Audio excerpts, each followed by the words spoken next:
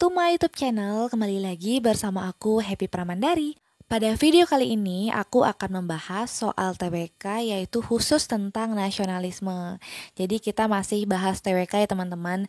Bagi kalian yang request mohon bersabar, nanti aku pasti bikin kok videonya. Nah, seperti yang kita ketahui, nasionalisme pada kisi-kisi terbaru yaitu Permenpan RB nomor 27 tahun 2021 itu masih masuk ke dalam materi TWK. Nah, pada video aku yang sebelumnya, aku sudah sempat bahas soal TWK. Ada banyak, yaitu ada tentang radikalisme, Pancasila, UUD 1945, NKRI, integritas, dan lain sebagainya.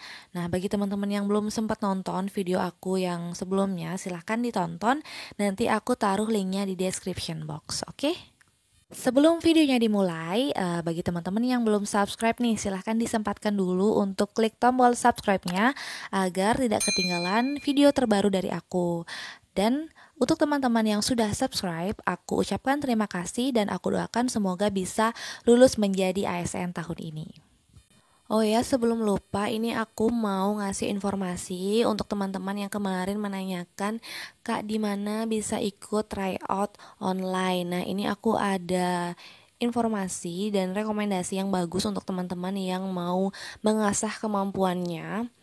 Dalam mengikuti CAT ini ada tryout online gratis yang diadakan oleh sahabat CPNS. Nah, untuk caranya gampang banget, teman-teman tinggal buka website www.sahabatcpns.com atau teman-teman juga bisa klik linknya di description box, nanti aku taruh linknya di sana. Kemudian teman-teman daftar atau buat akun. Setelah membuat akun, teman-teman silakan login. Kemudian klik di bagian dashboardnya. Kemudian klik tryout gratis, nanti akan muncul tampilan seperti ini. Nah, kemudian sahabat CPNS juga menyediakan paket bimbel online yang menurut aku ini worth it banget ya untuk teman-teman dalam persiapan seleksi CPNS 2021. Nah, di sini harga paket SKD Mastery Premium itu hanya 99.000 per tahun. Kemudian yang SKD Mastery Platinum itu hanya 299.000 per tahun. Nah, jika teman-teman ingin mendapatkan potongan harga lagi, biar lebih murah lagi, teman-teman bisa pakai kode referral aku Happy Pramandari. Nah, mengacu pada Permenpan RB nomor 27 tahun 2021 pada pasal 36, tes wawasan kebangsaan sebagaimana dimaksud dalam pasal 35 ayat 3 huruf A bertujuan untuk menilai penguasaan pengetahuan dan kemampuan dalam mengimplementasikan, salah satunya di sini adalah nasionalisme, dengan tujuan mampu mewujudkan kepentingan nasional melalui cita-cita dan tujuan yang sama dengan tetap mempertahankan identitas nasional. Oke, itu tadi adalah penjelasan singkat tentang tujuan dimunculkannya materi nasionalisme dalam tes TWK sesuai dengan kisi-kisi terbaru. Oke, tanpa berlama-lama lagi, langsung saja kita ke contoh soalnya. Oke, soal yang pertama, kasus yang menimpa seseorang ketika tidak memiliki kewarganegaraan atau apatride terjadi ketika A. berasal dari negara yang menganut asas ius soli dan melahirkan di negara yang menganut asas ius sanguinis. B. berasal dari negara yang menganut ius sanguinis dan melahirkan di negara yang menganut ius soli. C. lahir di negara yang menganut ius sanguinis, kemudian bertempat tinggal dan melahirkan di negara yang menganut ius sanguinis juga. Kemudian D. lahir di negara yang menganut ius soli dan bertempat tinggal dan melahirkan di negara yang menganut ius soli. Atau E. memiliki status tidak memiliki kewarganegaraan dan melahirkan serta bertempat tinggal di negara yang menganut ius soli. Oke teman-teman, seperti biasa, bagi yang masih mau berpikir, silahkan di-pause dulu videonya. Jika sudah, di-play kembali. Oke teman-teman, kita langsung bahas. Jadi di sini terdapat dua istilah yang harus teman-teman tahu artinya apa. Yang pertama itu ada apatride dan yang kedua ada bipatride. Di mana apatride adalah keadaan di mana seseorang tidak memiliki status kewarganegaraan yang diakibatkan negara asal menganut asus ius soli dan negara tempat tinggal atau tempat kelahiran menganut asas ius sanguinis. Kemudian bipatride adalah keadaan di mana seseorang memiliki dua kewarganegaraan sekaligus. Hal ini diakibatkan karena negara asal menganut asas ius sanguinis dan negara tinggal atau tempat kelahiran menganut asas ius soli. Nah, untuk teman-teman yang belum tahu arti ius soli dan ius sanguinis, silahkan ditonton video aku yang tentang soal tryout itu. Di sana udah ada aku kasih contoh soalnya dan penjelasannya lengkap. Jadi silahkan ditonton ya bagi yang belum tahu. Nah, pada soal yang ditanyakan adalah apatride. Jadi, mengacu pada pengertian tersebut, jawaban yang tepat adalah A, yaitu berasal dari negara yang menganut ius soli dan melahirkan di negara yang menganut asas ius sanguinis. Oke, lanjut soal yang kedua. Pola pikir dan cara pandang bangsa Indonesia terhadap jati diri dan lingkungannya yang didasarkan pada Pancasila dan UUD 1945 merupakan bentuk pengukuhan dan apresiasi terhadap negara yang berdaulat demi sikap nasionalisme yang mengalir dalam setiap perilaku dalam bernegara dan berbangsa. Kemampuan ini dikenal sebagai A. Nasional, B. Wawasan, C. Wawasan nasional, D. Wawasan Nusantara, atau E. Ketahanan nasional. Oke, langsung kita bahas. Jadi di sini yang ditanyakan adalah pola pikir dan cara pandang bangsa Indonesia terhadap jati diri dan lingkungannya yang didasarkan pada Pancasila dan UUD 1945. Jadi di sini highlightnya itu adalah jati diri dan lingkungannya. Nah, kira-kira kemampuan apa yang dimaksud teman-teman dari penjelasan di sini? Nah, di sini jawaban yang paling tepat adalah bagian D, yaitu wawasan Nusantara. Di mana wawasan Nusantara adalah cara pandang bangsa Indonesia terhadap rakyat, bangsa dan wilayah negara kesatuan Republik Indonesia yang meliputi darat, laut, udara, di atasnya sebagai satu kesatuan politik, ekonomi, sosial, budaya, dan pertahanan keamanan. Jadi di sini selain bicara tentang jati diri juga bicara tentang lingkungan. Nah, lingkungan yang dimaksud itu meliputi darat, laut, udara. Kayak gitu, teman-teman.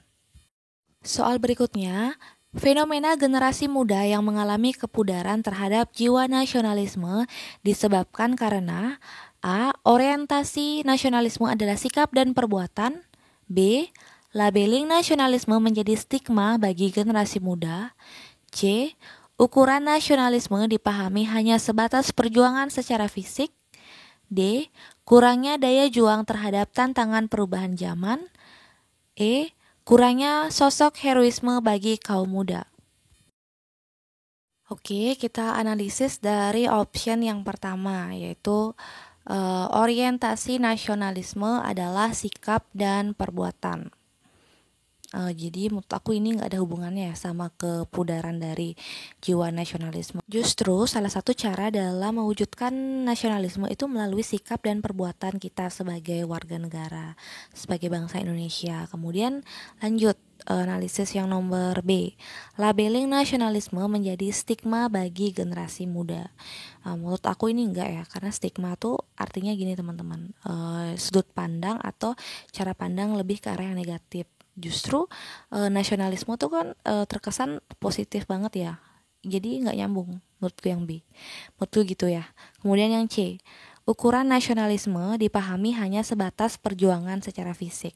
Nah ini iya, kadang-kadang orang-orang tuh mikir kalau kita mewujudkan nasionalisme itu kita harus berbuat sesuatu, harus dalam perbuatan, dalam bentuk fisik. Padahal enggak teman-teman. Nasionalisme itu bisa kita dengan cara mencintai produk dalam negeri, kemudian menjaga nama baik Indonesia, kayak gitu. Jadi nggak harus secara fisik, ya kan? Jadi menurut aku yang C ini jawabannya masuk akal. Kemudian yang D, kurangnya daya juang terhadap tantangan perubahan zaman. Nah ini menurut aku gak ada hubungannya antara perubahan zaman sama kepudaran jiwa nasionalisme. Coba deh teman-teman pikir, ya kan gak ada hubungannya. Justru sekarang kita udah bisa banget menyesuaikan dengan perubahan zaman. Contohnya dari segi teknologi. Jadi sudah banyak juga anak-anak bangsa yang menoreh prestasi di mancanegara. Nah, itu juga merupakan salah satu dari perwujudan nasionalisme, yaitu mengharumkan nama Indonesia. Kayak gitu teman-teman. Kemudian yang E, kurangnya sosok heroisme bagi kaum muda. Nah, ini menurut aku heroisme itu lebih ke bela negara. Jadi kurang relate sama nasionalisme.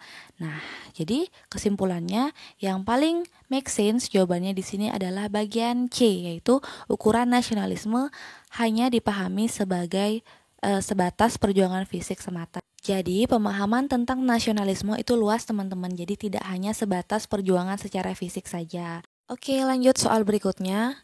Sebuah manuskrip kuno yang menceritakan kejayaan Majapahit dalam menyatukan Nusantara menjadi cikal bakal lahirnya nasionalisme yang dikembangkan para founding father di Indonesia. Manuskrip itu berjudul A. Sutasoma, B. Babat Tanah Jawa, C. Negara Kertagama, D. Purwaka Caruban Nagari, atau E. Pararaton. Oke, teman-teman. Jadi di sini yang ditanyakan adalah sebuah manuskrip kuno yang menceritakan. Nah, cerita di dalam manuskrip kuno ini adalah kejayaan Majapahit dalam menyatukan Nusantara menjadi cikal bakal lahirnya nasionalisme. Nah, kalau teman-teman masih ingat pelajaran sejarah pas masih sekolah, jadi di sini ada suatu ikrar yang sangat melegenda.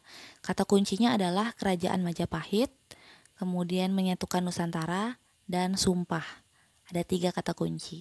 Sumpah, kejayaan Majapahit, dan menyatukan Nusantara. Kira-kira apa? Oke, langsung aja ya kita bahas.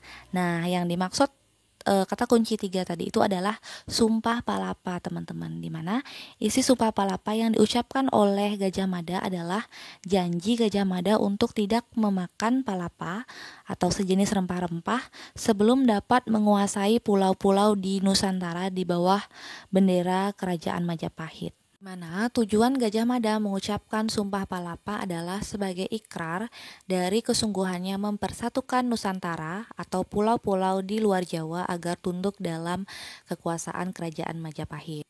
Nah, sejarah peristiwa Sumpah Palapa telah tercatat dalam Kitab Pararaton.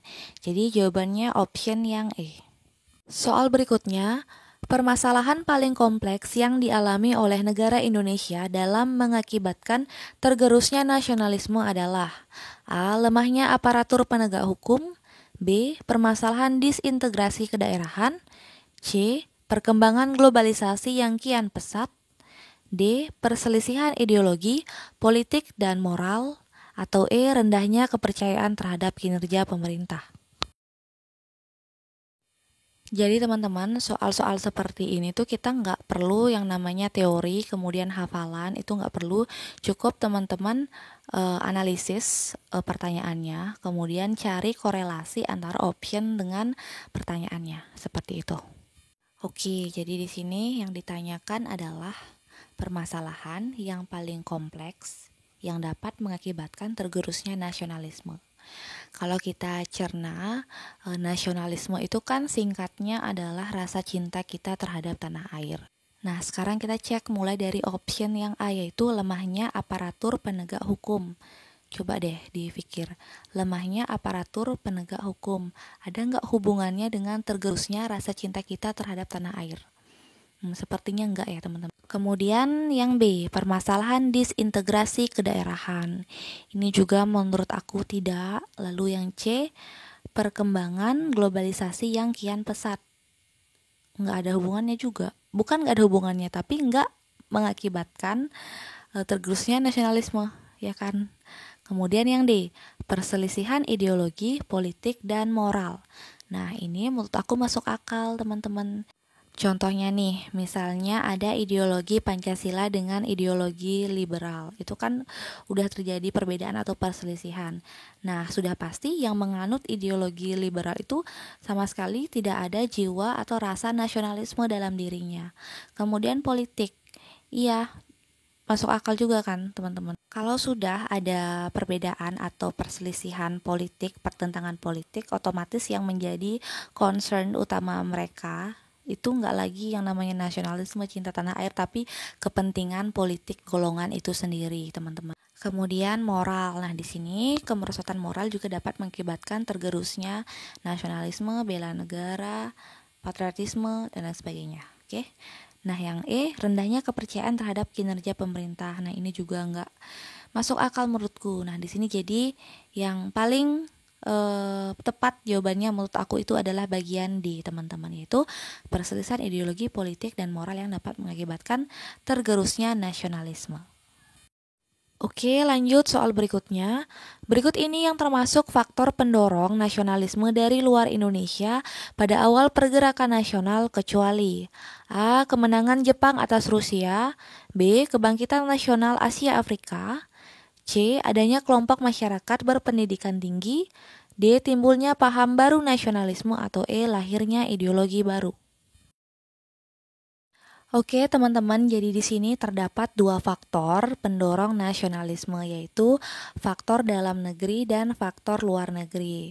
Nah, faktor dalam negeri terdiri dari penderitaan yang berkepanjangan, lahirnya golongan cendekiawan, dan kenangan kejayaan masa lampau yang pernah dialami bangsa Indonesia pada zaman Sriwijaya dan Majapahit. Kemudian faktor dari luar negeri meliputi kemenangan Jepang atas Rusia tahun 1905.